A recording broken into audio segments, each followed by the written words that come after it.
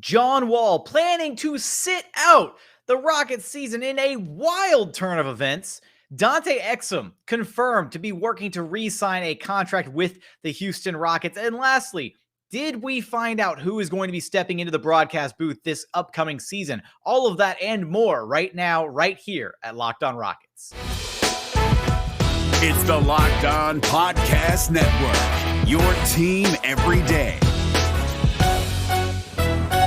This is Mission Control, Houston. Ignition sequence start. With the second pick in the 2021 NBA Draft, the Houston Rockets select Jalen Green.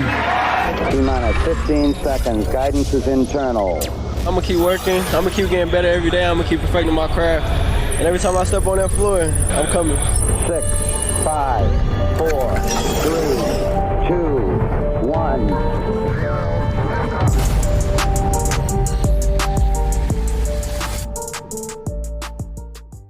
What's up and welcome to another episode of Locked On Rockets, the best and only daily podcast covering your Houston Rockets. As always, I'm your host, Jackson Gatlin, native Houstonian and partner at Apollo Media. Be sure to follow along on Twitter at JT Gatlin, the show, of course, at Locked On Rockets, as well as at Apollo HOU. Now, first off, before we dive into the plentiful amount of topics that we've got to get into today, I want to say shout out to my Houstonians. I hope you're okay. I hope the storm didn't affect you too much. It didn't look like it was as severe as we all thought it might be. But to be fair, the same thing happened with Harvey, and we know how that kind of turned out. So I lost power for a little bit, but nothing major on my end. So I hope the same for you. But with that, didn't really seem like it was too impactful to a lot of people. But yeah, back home, safe and sound now. So with that, let's get into all this news that hit on a Tuesday for the Rockets. So many things, so many moving parts, so many things going on. And the biggest one, the one that got the ball rolling,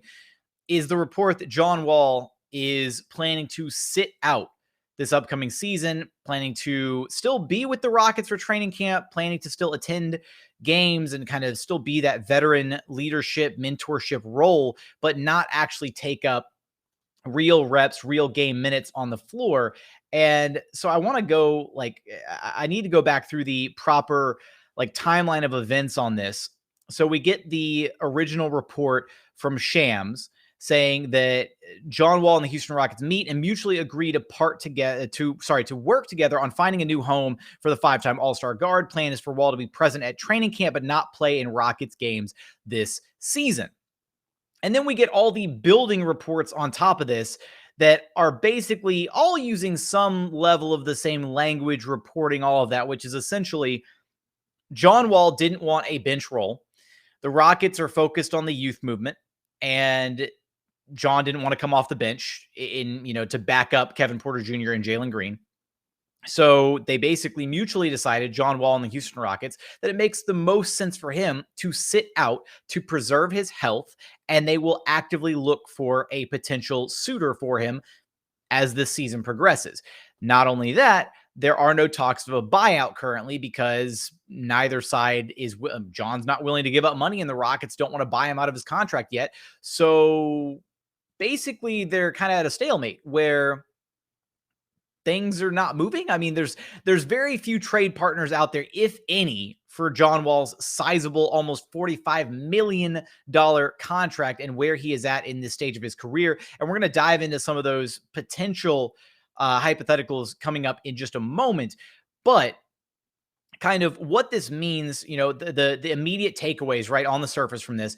One, it means that we do get a proper starting lineup for this upcoming season, which in my head is going to likely now be Kevin Porter Jr. at the point guard spot. He is the full-time point guard of the Houston Rockets now, right? You got the tweet from KPJ saying, I'm a point guard, right? You've got people, there are people on social media trying to, put a little concern out there. Like, what are the Rockets doing? They don't have a point guard. Yes, they do. It's Kevin Porter Jr.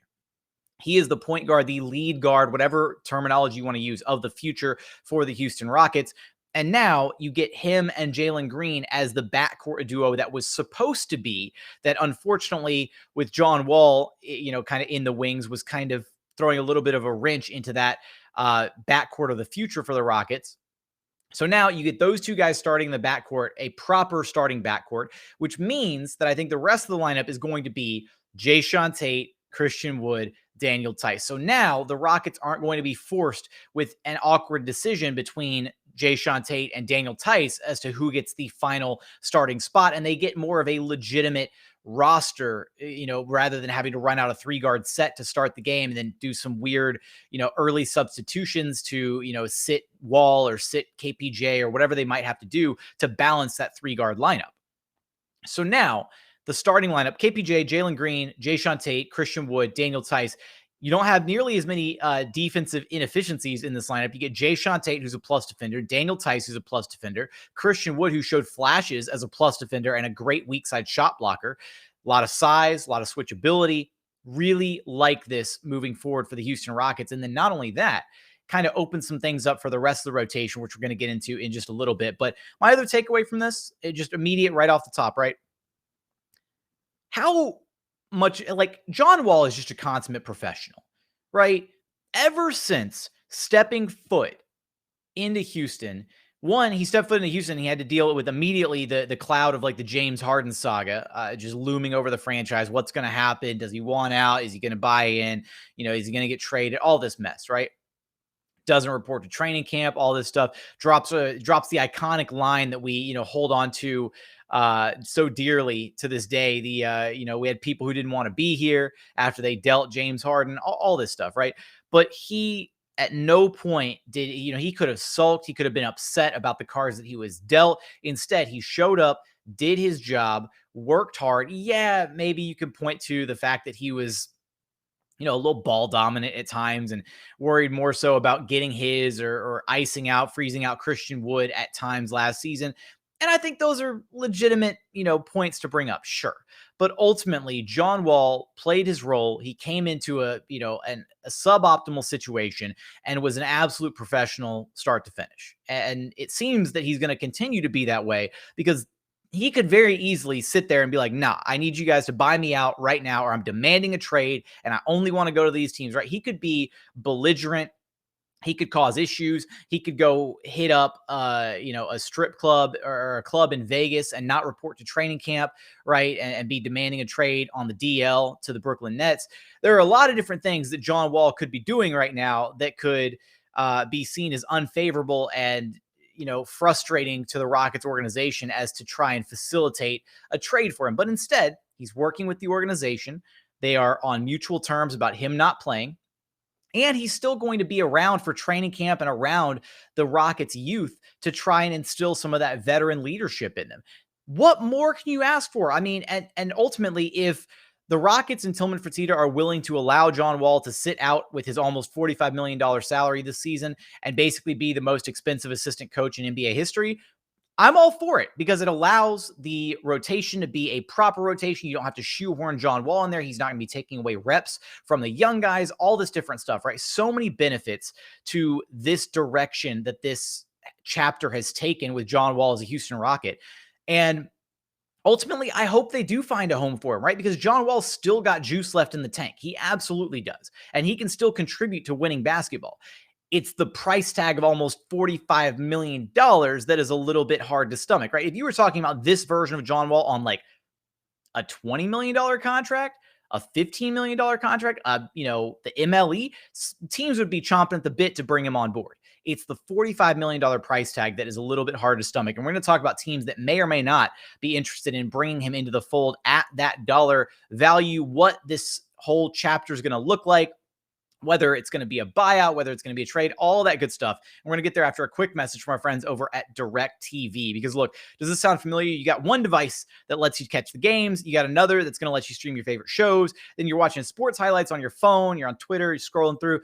And you've got your best friends, neighbors, log in for all the other good stuff that you're missing out on, right? Let me tell you about a simple way to get all that entertainment that you love without the hassle. A great way to finally get your TV together.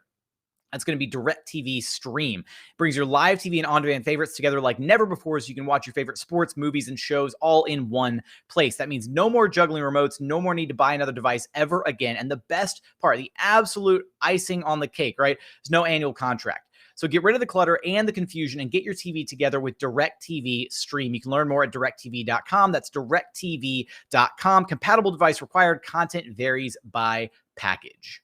And continuing on here at Locked On Rockets, your daily podcast home for everything Houston Rockets basketball. Continuing our John Wall discussion, because look, I was firmly, in the camp of thinking, okay, Wall is likely to play out his contract as a Houston Rocket, or potentially, right, get to the point where he's at least going to opt into that final year, and then maybe a buyout becomes possible for that final year of his deal, because you're down to the 1 year. Maybe he's willing to give some money back. But I thought this season was going to be one more kind of awkward season of Wall, starting, playing some games, sitting out on back-to-backs, and kind of hampering the development of the Rockets' youth. And thankfully, that is now, at least for the time being, it seems, not going to be an issue. John Wall is willing to sit on the sidelines, and that is huge for the development of the Rockets' young core, for Kevin Porter Jr. and Jalen Green to start building chemistry and reps together as the backcourt of the future for the organization. So what does that mean for John Wall, though? He's playing ball because, or I guess technically he's not playing ball, because the Rockets are playing ball with him, apparently, right, trying to find a potential destination for him. What happens if that turns out to be false, right? Like, there are reports out of Daniel Lerner from the Chronicle saying that the Rockets are not, planning to use a first-round pick to move John Wall's contract. They don't want to offload assets to get rid of his deal, which at the end of the day, it doesn't make sense if you're a rebuilding team to do that. Now, if Wall finds out that the Rockets aren't acting in good faith and trying to actually source deals, or there might be a deal out there that does cost a first-round pick or two to offload his deal, does his tone change? Does he suddenly act a little frustrated that they haven't pulled the trigger on said deal to get him to to a secondary location right now? I think that ultimately, as long as John Wall is content to sit out, work on his body, continue, being in, trying to be in the best shape that he possibly can be in without risking injury, that kind of thing, having him sit out makes the most sense for him and for the Rockets, especially because his contract right now is still seen as a largely negative value. As we progress through the NBA season, as the Rockets are making payments on his contract, then maybe an NBA team will be more likely to, jump on this deal halfway through the season when half the payments are made, right? Maybe somewhere around the trade deadline, or potentially maybe an injury happens, right? The NBA is largely unpredictable. So maybe an injury happens to a lead guard somewhere else, and they really need to make a play to bring in a comparable replacement or a serviceable replacement as a starting caliber guard who has playoff experience and, veteran leadership, all those different intangibles, right, that John Wall brings to the table, as well as the ability to still contribute to winning basketball. Again, all of it just has to do with being able to actually pony up that value of almost $45 million in a potential trade to bring John Wall into the fold. There are two teams that I kind of think remain interesting options for a potential John Wall trade. And that's going to be still the LA Clippers as well as the New Orleans Pelicans. And both of these teams, right? So the Clippers, I think are a little bit less likely because they did retain Reggie Jackson, and they've got, they a lot of people thought that once they dealt Beverly and Lou Williams that ship had possibly sailed for a potential John Wall trade. But they could actually still make the financials work if they were to include basically Eric Bledsoe, Serge Ibaka, and then Luke Kennard. So that trio of guys. And then you'd essentially bring them in. Hat tip to @BeamAThug on Twitter, David Weiner, for coming up with this scenario. But they bring those guys in, and then they would essentially waive Serge Ibaka and I apologize. Why am I blanking on his name? I just said it 2 seconds ago. Where's my tab with my trades open? This is what I get for not having my tabs organized ever. There it goes. Eric Bledsoe and Serge Ibaka, they would just waive those guys immediately, thus, kind of creating open roster spots for those guys. And then they would hold on to Luke Kennard, who's the only one of that trio that has a longer term deal. And so basically you're kind of downsizing the John Wall contract to a more palatable amount of Luke Kennard's deal, somewhere in that $20 million range, give or take. And conceivably you could send out with John Wall Daniel House Jr., who is a serviceable 3-and-D wing presence that the Clippers would likely be interested in, as well as maybe including Kyrie Thomas as another sweetener on the deal. I know there's a lot of people waving and cutting and trading Kyrie Thomas all in Rockets Twitter and to the chagrin of other people in Rockets Twitter. But he's the easy one, right? Because the Rockets are currently rumored to be bringing back in Dante Exum into the fold, and they don't have an open roster spot to do that with. So a lot of fingers keep getting pointed at Kyrie Thomas as the guy who's going to take the fall with his non-guaranteed deal. And we're still going to talk about Dante Exum here in just a moment. But that Clippers deal is still kind of interesting, right? Because they are likely, more than likely, without Kawhi Leonard this entire upcoming season. So can Paul George go on an MVP tear and drag the Clippers to the playoffs? And, can they be a solid team without Kawhi Leonard? Absolutely, they can. Do they have enough to truly compete at a high level with the other Western Conference elite without Kawhi Leonard? Not so sure about that one. And if you're talking about giving up Eric Bledsoe and Serge Ibaka and Luke Kennard to bring in two quality rotation players in John Wall and Daniel House Jr., then I feel like that's a decent trade-off for the Clippers, and a trade-off that includes without the Rockets having to include any future draft capital, right? Because Kennard is not on a friendly contract whatsoever. Like he should largely be viewed as a negative asset as well. And then Serge Ibaka and Eric Bledsoe, I mean, John Wall is a substantial upgrade over Eric Bledsoe. It's the Serge Ibaka one that, as he's navigating through his rehab, trying to get his body right, are the Clippers really willing to part ways with him on the off chance that John Wall and Daniel House Jr. provide more serviceable upgrades at other positions of need for them? The other trade that is kind of interesting is the New Orleans Pelicans, because they missed out on the Kyle Lowry sweepstakes, right? And they are kind of between a rock and a hard place with Zion Williamson and his future with the Pelicans organization. And they desperately need to at least make the play-in, probably, right? They need to make the play-in and prove to Zion and prove to Zion's camp that they're headed in the right direction, that they are, progressing towards something more. Obviously, this past season was kind of they kind of biffed it big time with Stan Van Gundy, and he did not get along with the players. The players didn't like him. It was kind of a gigantic mess. Now they're resetting with Willie Green. They've made a few moves. They got rid of Lonzo, but they missed out on Kyle Lowry. And they clearly wanted to bring in that veteran, presence to really kind of help bolster their lineup and kind of be the guiding force for this younger core. And John Wall could be that guy. I mean, he has a better fit there. The fit of John Wall alongside Zion is little shaky. But who knows, right? Maybe desperate times call for desperate measures. And for either of these two teams that we've mentioned, the Clippers or the Pelicans, right? Maybe they get halfway through the season, they get up towards the trade deadline, and they're thinking, we got to do something. We got to shake something up because we need to make a push for the playoffs. And if we've got John Wall just sitting in a cryo chamber, break the glass on it and bust him out and say, here's a former all-star point guard who can still put up numbers and kind of lead your team and be the lead guard and the primary facilitator and play solid, above average NBA defense, all these different variables, right? Then maybe they're interested.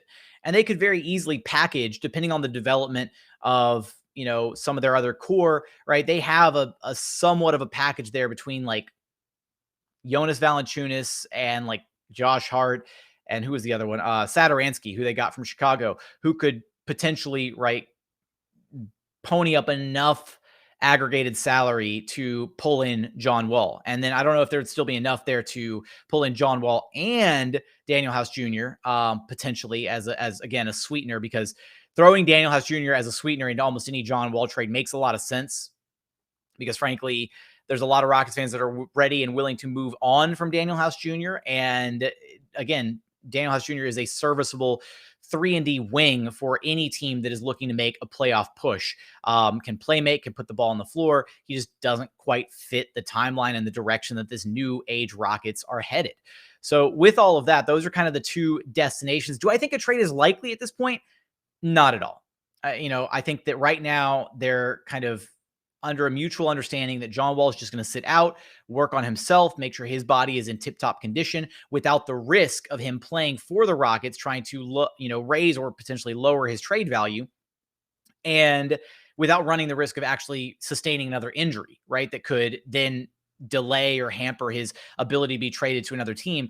So I think right now they're just going to have Wall sitting out. And if a team is desperate enough to trade for him by the trade deadline, that's a possibility. But I really think they're going to revisit this conversation next offseason and discuss buyout options on his final year, the player option that he is likely to opt into, and then discuss buying out the a remaining portion of his final year of his contract so that he can then join another contender, be it one of the LAs, be it Boston, New York, wherever he wants to go, Miami, maybe, I don't know, wherever makes sense for John Wall to go. I think that's probably the likely timeline of events that we're looking at. But coming up, I do want to talk about Dante Exum a little bit, where the Rockets may find some space on the roster for him, as well as did the Rockets find their new color commentator? All of that coming up in just a second after a message from our friends over at Built Bar. Because look, when it comes to protein bars, you've got to check out Built Bar. They are the best protein bars on the market. You cannot go wrong with any of their flavors: raspberry, mint brownie, double chocolate, salted caramel, strawberry. I can just go down this list on and on and on. My personal favorite, the mint coconut brownie chunk. It is amazing. So good. You cannot go wrong with it. And the best part about these bars, right? They are low cal, low sugar, high protein, high fiber. Great if you're on a keto diet. Great if you're trying to lose weight. Maybe you're just running out the door in the morning. Grab a Built Bar on your way, right? On your way to work, on the way to the gym, what have you, all that stuff. And you can check them out. Just visit built.com and use promo code LOCK15 for 15% off your very next order. Again, that's built.com and use promo code LOCK15 for 15% off your very next order. And another message from our friends over at betonline.ag, because BetOnline is back and better than ever. All eyes are on the gridiron as teams are back to start another football season. As always, BetOnline is your number one spot for all the pro and college football action. With a new updated site and interface, even more odds, props, and contests, BetOnline AG continues to be the number one source for everything football. They've also got you covered for basketball, which is right around the corner, baseball, UFC, MMA, you name it, they've got it over at BetOnline.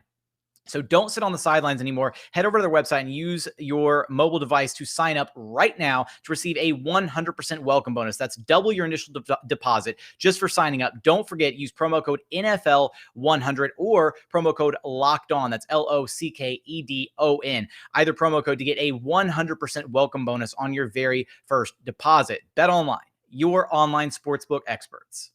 And final segment here at Locked On Rockets, your daily podcast home for everything Houston Rockets basketball. Let's get into, as kind of, with the John Wall saga and the way those things have played out, it really is crucial to the development of the Rockets' young core. And I think that ultimately, credit to the Rockets organization, credit to Rafael Stone for rehabilitating this image of the Houston Rockets to where they are placing a premium on relationships with their players, right? Because ultimately,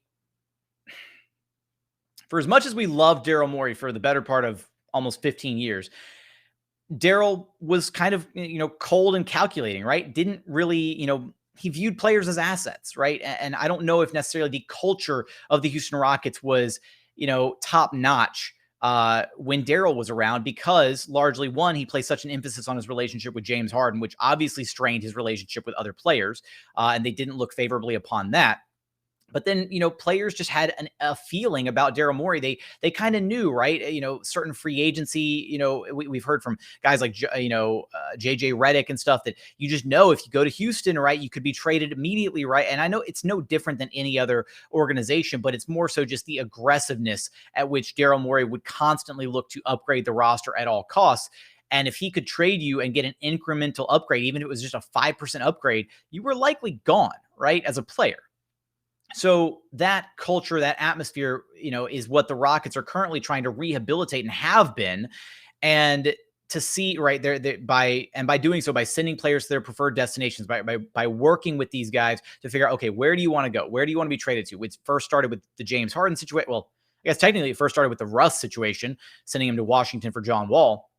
But then facilitating the James Harden trade, facilitating the PJ Tucker trade, sending Victor Oladipo down to Miami, exactly where he wanted to go, releasing Boogie Cousins and Ben McLemore so they could pursue opportunities with other teams, just doing right by their players, right? And it sounds like that entire situation has taken place with John Wall, where they've had, multiple conversations where they, John completely understands where the organization is coming from, that he is just unfortunately not a part of their long-term plans, the direction that this organization is now going, all that stuff, right? And again, you got to give credit to Rafael Stone, who seems to have ushered in a new age in Rockets basketball as far as really cultivating a healthy atmosphere and open dialogue with their players so that everybody's on the same page about the direction the team's going. Nobody's being kept in the dark.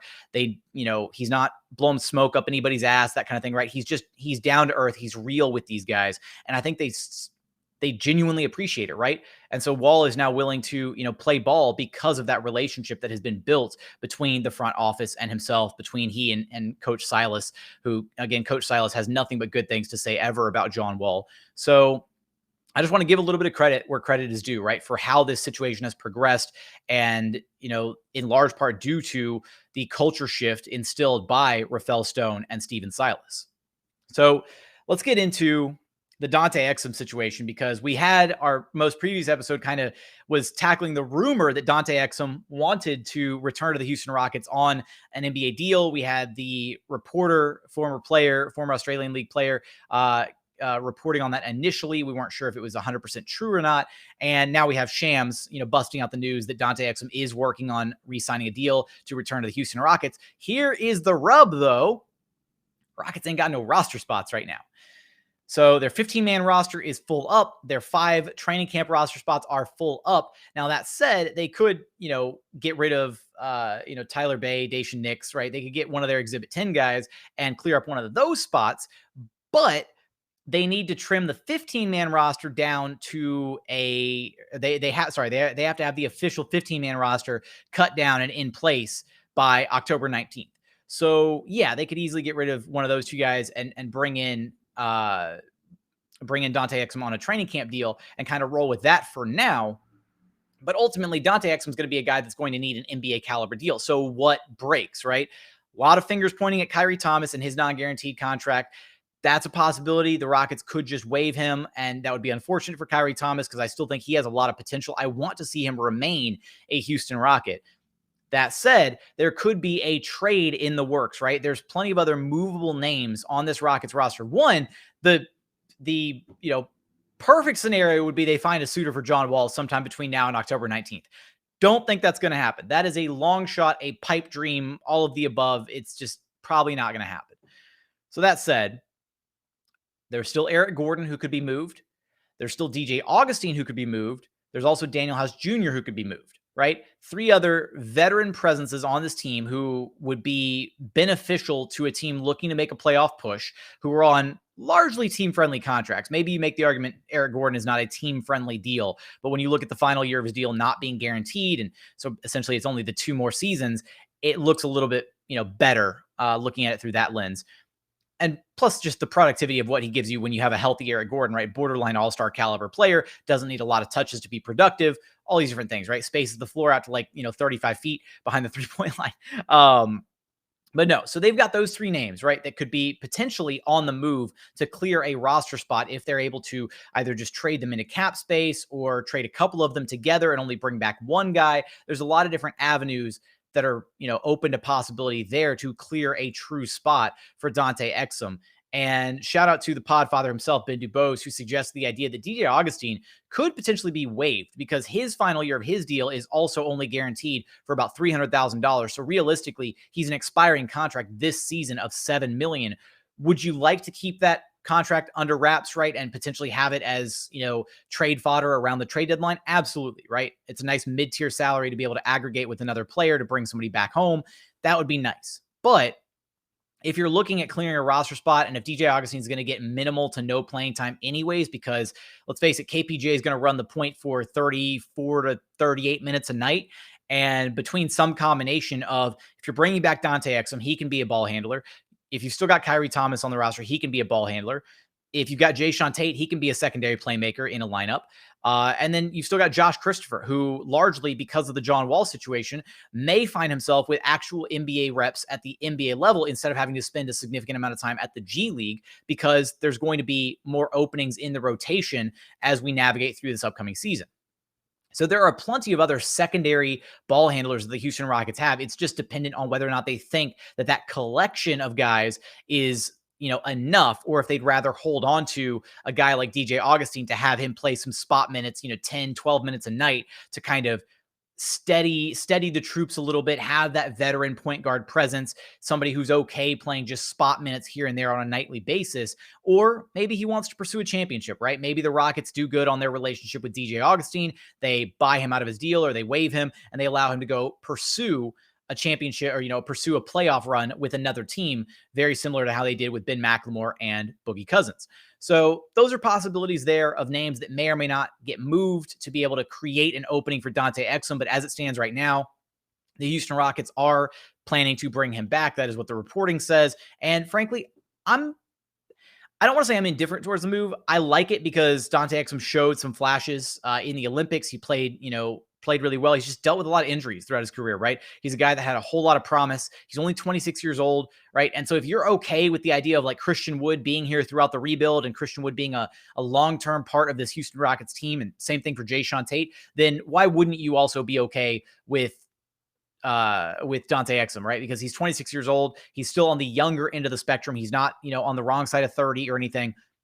And if they bring him back on a team-friendly deal, kind of a prove-it contract maybe, that he's, up to snuff at the NBA level and that the injuries are a thing of the past, then why not bring him in, right? And let him, be there. He's a plus defender. He's a capable ball handler. The shooting is a little questionable at times, but something he can work on, right?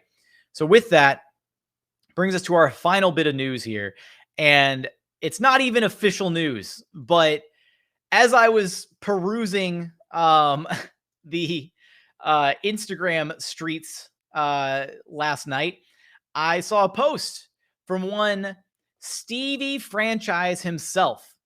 And it was this post of the franchise in front of Toyota Center, dripped out in a nice suit, looking fly, looking good.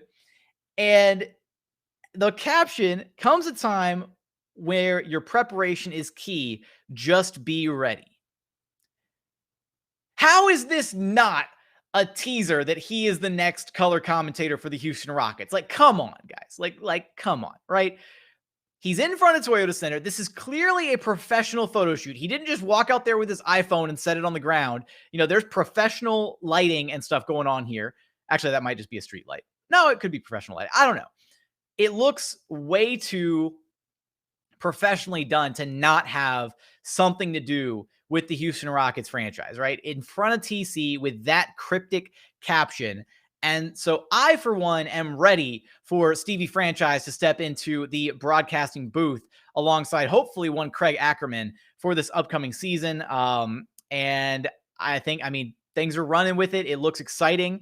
And I just wanted to toss that out there because a lot of Rockets fans have a lot of love for Steve Francis. I grew up with the Steve Francis, Cuttino Mobley, Houston Rockets. He was the first basketball player I fell in love with, and I would love to have that connection with him once again in the broadcasting booth from another era of Rockets basketball, right? We had Matt Bullard holding down the championship years of Rockets basketball, but it'd be really cool to have Stevie Franchise step in as a former number 2 overall pick to cheer on and provide some insight and analysis about the new number 2 overall pick for the Houston Rockets in Jalen Green, and kind of what it's like to go through that rebuilding process as a young team and to really grow and coalesce together. Talk about his days playing with Yao Ming, that kind of stuff. Some stories that we never really got to hear out of Matt Bullard, right? We've kind of heard a lot of the championship day stories, the Rudy T stories, the Hakeem Olajuwon stories. It'd be really cool to have another color commentator step into the booth and kind of guide us through and share some memories from another era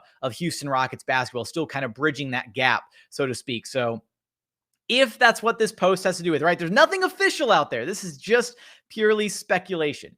If this post has to do with that, I'm looking forward to it. If not, well, then I riled up Rockets Twitter and everybody for nothing. But with that, that's going to do it for today's episode. As always, appreciate you watching. Thank you for listening. And we look forward to having you back right here at Locked On Rockets, your daily podcast home for everything Houston Rockets basketball.